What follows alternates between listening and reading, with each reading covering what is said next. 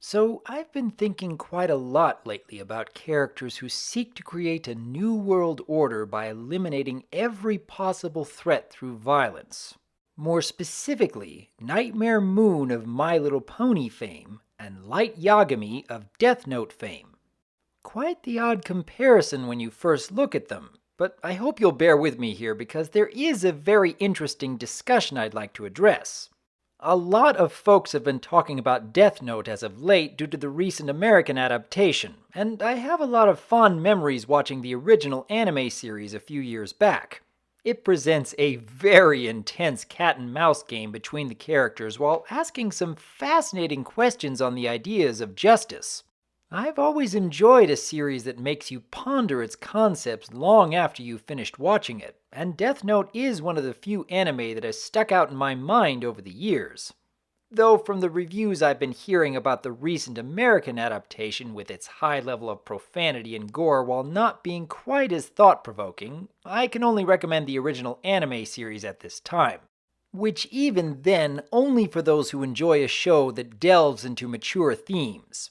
At any rate, though, I'm not here to talk about the series as a whole, but rather its main character, Light Yagami, along with another character that my audience would likely be far more familiar with, Nightmare Moon. Now, quite a while ago, Silver Quill released a video discussing the two worlds ruled over by Princess Celestia and Nightmare Moon respectively.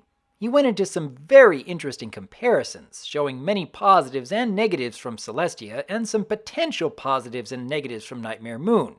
Now, I say potential because the one instance where we see Nightmare Moon had successfully taken over only lasted a few minutes during an alternate future sequence. So any deep discussion about her reign would be based on those few interactions, which are certainly open to interpretation. As Silver Quill's video had pointed out, there are some within the Brony fandom who use this short sequence to point out that Nightmare Moon might actually make a better ruler than Princess Celestia to begin with. A world free from the dangers of villains who would threaten any of the good, kind, and hardworking citizens. Where ponies have no need to fear for their safety because Nightmare Moon would destroy anything she deems as dangerous to the world order. And perhaps now some of you may begin to understand why I'm making a comparison between these two characters. Though I do want to make it clear, there are a great many significant differences in both their personalities and their methods. Light Yagami uses the Death Note in complete secrecy, maintaining his world order through an alter ego known as Kira, whereas Nightmare Moon is very much out in the open. No one has to question just who is really in charge. But these two characters are attempting to create a new world order through violent means, eliminating anyone who might possibly threaten that order. There are many different arguments both for and against those motivations behind the New World Orders. Light sees the injustice of dangerous criminals getting away with their heinous actions against the innocent, and wants to see them removed from society. Luna felt that she hadn't received anywhere near the same level of praise from the ponies that she watched over and protected compared to her sister. And really, anyone from these worlds could look at the state of things and find at least some reason for change. A world where citizens could feel safe and protected as they lived out their lives. At least that's often the philosophy Light uses to justify his actions throughout the Death Note series. With Nightmare Moon, things aren't quite so clear, so you have much more open to interpretation. However, there are a few specific moments where things are far more clear. It is important to establish for both of these characters that they started out with far more noble intentions, whether it be a desire to see the world as a better place or just to have things be a bit more fair. But as time goes on, you can't help but notice a measure of pride and arrogance starts to creep into their personalities. Little by little, bit by bit, these characters are beginning to enjoy the suffering they inflict upon others, all the while boldly proclaiming that they are creating a better world. Now, one could easily argue they are achieving that goal. Crime rates have fallen worldwide with Light's alter ego Kira passing judgment upon violent criminals whenever they spring up. With every major villain destroyed, banished, or permanently imprisoned in Equestria, perhaps it has become a safer place to be. Though I cannot help but feel there must be consequences. Not just for their respective worlds and their citizens, but for these two specific characters. Now, I'm going to push aside discussing the ethics of using violence to achieve your goals, as that could go into a far longer conversation over the course of several videos. But I do want to address a few specific examples of both Light and Nightmare's specific reactions to said violence. Fairly early on in the Death Note series, Light manages to murder an FBI agent who had been closely following his actions, all in the hopes of keeping anyone from discovering his secret identity as Kira. Not too long afterwards, and by sheer coincidence, Light manages to run into the FBI agent's fiancée, Naomi, who just happens to have some information which may also lead investigators into learning Kira's true identity. By this point in the series, Light had already been responsible for killing hundreds of violent criminals the world over, maybe even thousands. This FBI agent, though, may have been the first case where someone who had no criminal background had been killed just for the mere possibility of upsetting Light's plans for a new world order. Though he had been ordered to investigate Light and was working for an agency devoted to enforcing the law. Naomi, on the other hand, had no connection with the case whatsoever. She only wanted to help others find her fiancé's killer and see them brought to justice. So, once again, Light feels threatened by the mere possibility of being discovered. Now, there are many arguments people have made both for and against his actions here, but I actually want to focus on what happens after the fact. When Light writes Naomi's name, and she walks away towards her death, there is no remorse from Light, no sorrow in his face for taking the life of an innocent. It almost seems like there's a little bit of pride and arrogance creeping in with his final words towards Naomi. And as the series continues onward, this becomes much more apparent, an enjoyment in the suffering of others. And while the transition is far less subtle for a character like Nightmare Moon because, much less screen time, I do see a similar shift. During the alternate future, she is destroying Timberwolves without reaction while having a casual conversation with Twilight, even while one is clearly running away and posing zero threat. But maybe this isn't the best example because Timberwolves are shown to be dangerous creatures in the first place. However, we can find a far more relevant example all the way back during Nightmare Moon's first appearance in the series. The main six enter the Everfree Forest in order to find the Elements of Harmony, the only known power that could stop Nightmare Moon. And what is the very first action Nightmare takes against the main six? Collapsing a cliff they're currently standing on. Later on, we find out she could have started with scaring them away, or blocking their path through a river, or tempting them to split up the group. But her first choice was actually attempted murder, followed by her second choice, enraging a manticore to maul them. And once again, I see no sign of remorse from Nightmare Moon in her actions against the main six. No hesitation in trying to kill 6 young ponies. And I cannot help but think that has a lot to do with how Nightmare Moon views herself and her place in the world. Especially with a line like, "No pony in my kingdom but me should possess a magic powerful enough to change time." To me, such a line suggests that Nightmare Moon would never want to share power with anyone. Or at least not with whom she couldn't control. Much like with Light, after he invents his alter ego of Kira.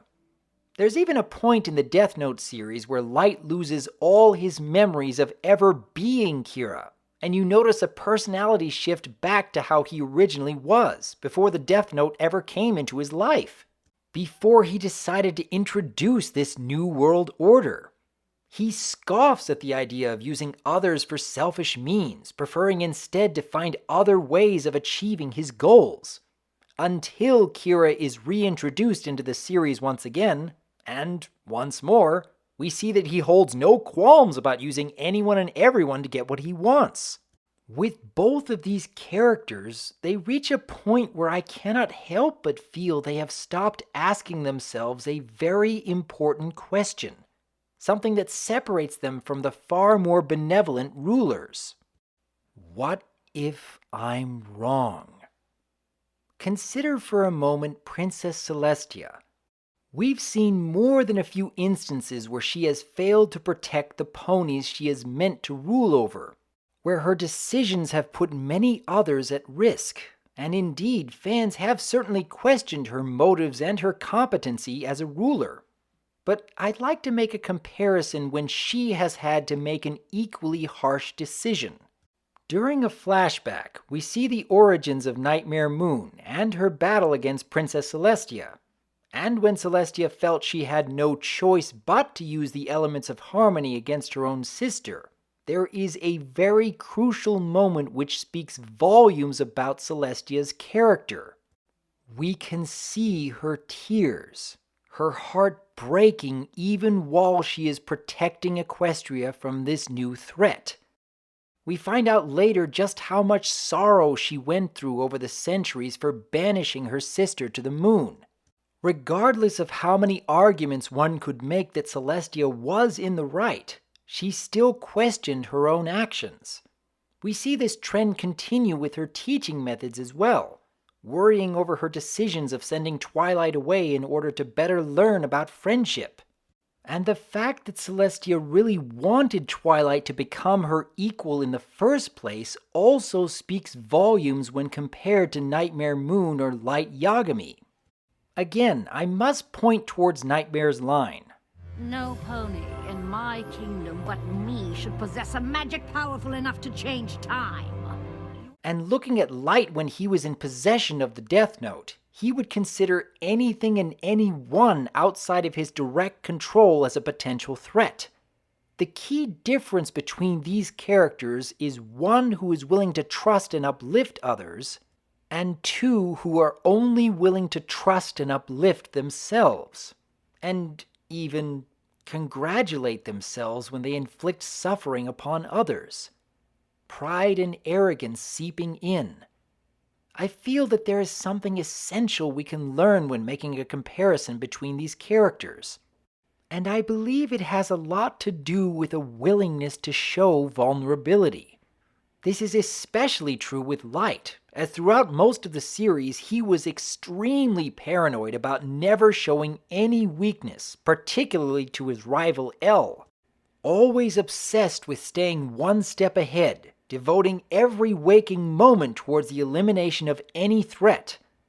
But it was actually the moment Light lost his memories of the Death Note and his alter ego Kira that he first shows himself vulnerable. He begs and pleads for everyone to listen to reason. No longer the calm and calculating personality he's been up to this point. And despite every one of his efforts before now, this is when L begins to truly doubt his suspicions about Light. It's rather remarkable comparing the two versions of Light Yagami and how the rivalry changes with L beyond this point. And let us also remember Princess Luna and her struggle with the Tantibus, believing that she alone knew what must be done to keep that darkness from ever overtaking her again. But it was only after she admitted her weakness and showed herself as vulnerable that others were able to help her. And arguably, this one moment is perhaps among the greatest amount of character growth Luna has had in the entire series. When I hear other fans claim that Nightmare Moon's world might actually have been not that bad a place for the ponies to live, free from the dangers of all the other villains and struggles that we've seen under Celestia's rule, I can empathize with that desire for safety or in serving a strong and determined leader. but I can't help but feel it comes with a dangerous mindset in that same ruler. A pride and an arrogance that grows ever greater with each passing day they remain in power. And if I could choose between someone like Nightmare Moon or Princess Celestia, I find that I have far more respect for someone who takes a step back once in a while and asks that very simple question. What if I'm wrong? What if I'm wrong? What if I'm wrong? A leader who seeks to uplift others as not only their equals, but someday, perhaps even their replacement. Someone who, even in the act of making very difficult decisions that may even involve dangerous weapons, does not take joy in the suffering of others. I have great admiration for what the MLP writers have done with Princess Celestia, as well as Princess Luna. I talked about it quite extensively in the Luna's Therapy Visit project, where each of our characters were able to show our most vulnerable sides and discuss what we've learned from them. This is something I believe to be true in life. But then again, what if I'm wrong? What do you think? I am Dr. Wolf, and I look forward to hearing from you.